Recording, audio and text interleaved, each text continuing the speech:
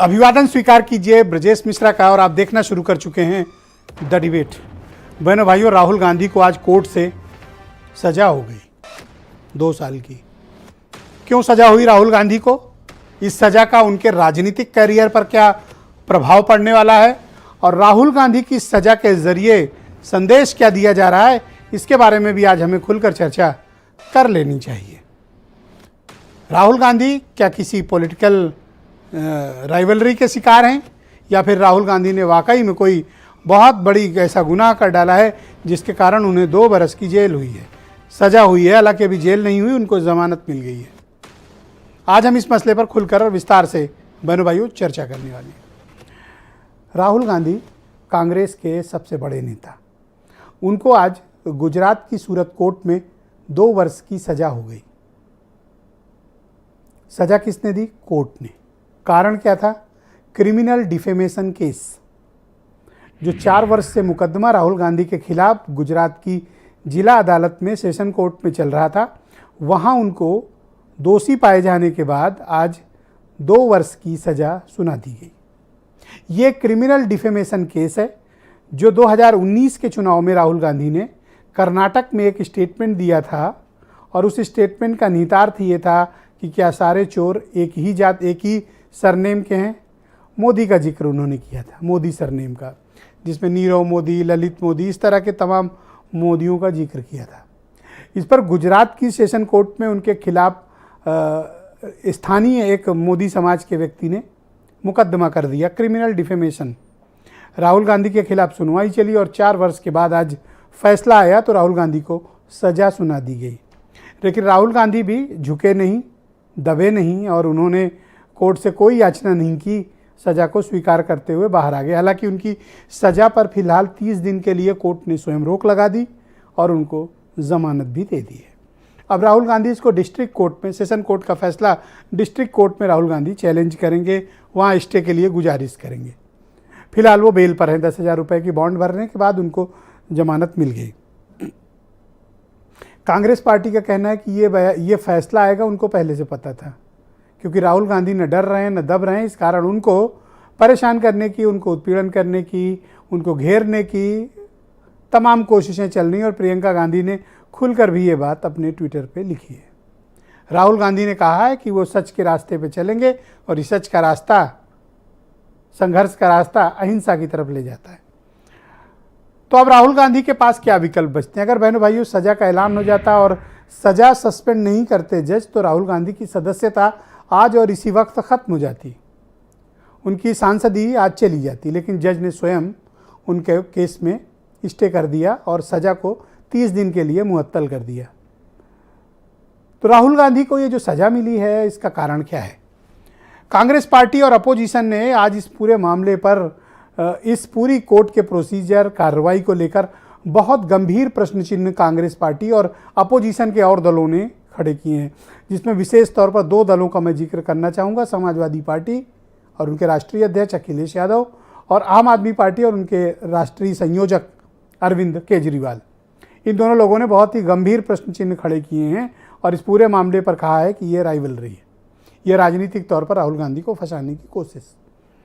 क्या वाकई में राहुल गांधी इस तरीके का राजनीतिक षड्यंत्र के शिकार हैं या राहुल गांधी ने वाकई में बड़ी गलती की है? उन्हें ऐसे स्टेटमेंट नहीं देना चाहिए। बहनों भाइयों, इस वक्त MP MLA कोर्ट भी यूपी में चल रही है। आप देख रहे होंगे कि तमाम नेताओं की या तो सदस्यता जा चुकी है, बहुतों के खिलाफ मामले चल रहे हैं, लेकिन कुछ एक ऐसे हैं जो बहुत सस्ते में भी छूट गए। मतलब कुछ 1 रुपये का जुर्माना या 2-4 महीने की सजा का ऐलान सुनने के बाद छूट गए।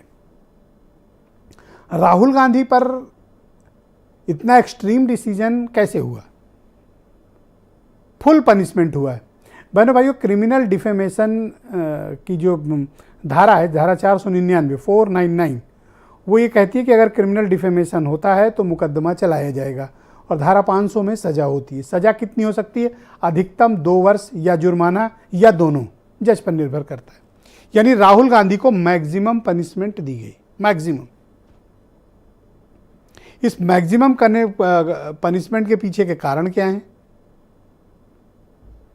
उन कारणों की हमें समीक्षा करनी चाहिए। क्या वाकई में राहुल गांधी की स्टेटमेंट ऐसा है कि उनको मैक्सिमम पनिशमेंट मिलना चाहिए? या राहुल गांधी किसी राजनीतिक साजिश का शिकार हैं? और अब क्या राहुल गांधी बोलने में अपना एहतियात बरतेंगे? अब वो क्या आगे जुबान को संभाल कर बोलेंगे? वैसे इस देश में क्रिमिनल डिफेमेशन को लेकर तमाम तरीके की बातें होती हैं। इस देश में डिफेमेशन को लेकर एक कंट्राडिक्टरी है बहनों भाइयों। देखिए, आप समझ लीजिए, अच्छा हुआ कि ये घटनाक्रम के जरिए आप इसे समझ लें। इस देश में भारत अकेला इस कॉन्टिनेंट में देश है जहां दो तरह के डिफेमेशन होते हैं। मतलब जैसे मर्डर भी दो तरह के मर्डर हों, उसी तरह डिफेमेशन भी हमारे देश में दो तरह के होते हैं। और इसमें सबसे ज़्यादा शिकार पत्रकार बन रहे हैं। एक है क्रिमिनल डिफेमेशन और एक है सिविल डिफेमेशन। पहले सिविल डिफेमेशन का चलन था, लेकिन उसके बाद इंट्रोड्यूस हुआ 90s में क्रिमिनल डिफेमेशन।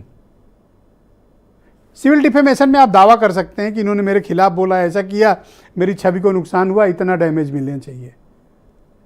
लेकिन क्रिमिनल में आपको सजा होती है। आवाज़ों को खामोश करने के लिए इस कानून का उपयोग कई बार हुआ। इससे किसी को न्याय मिले ना मिले, लेकिन सामने वाले को चुप कराने के लिए ये धारा परफेक्ट है। और कोर्ट भी इसमें बहुत तेज़ी से आगे बढ़ता है। और विशेष तौर पर इसके शिकार अधिकांश पत्रकार लोग रहे हैं।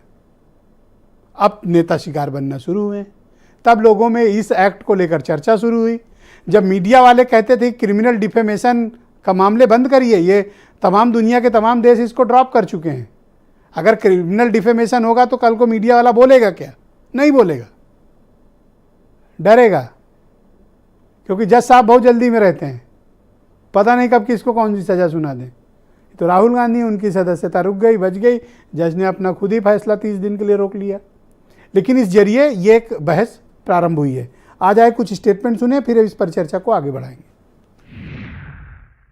राहुल जी को आईपीसी के कलम 490 ने और 500 के नीचे सजा सुनाई गई है, उसको कन्विक्शन कर दिया है और 2 साल की सजा फरमाई गई है।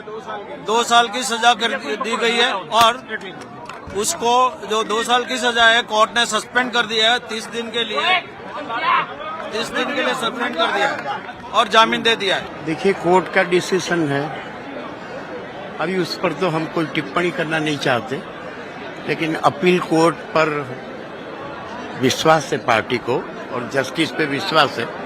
कोर्ट का ये जजमेंट पे अभी हमें कोई टिप्पणी नहीं करनी, पर अपील कोर्ट में वी हैव ट्रस्ट।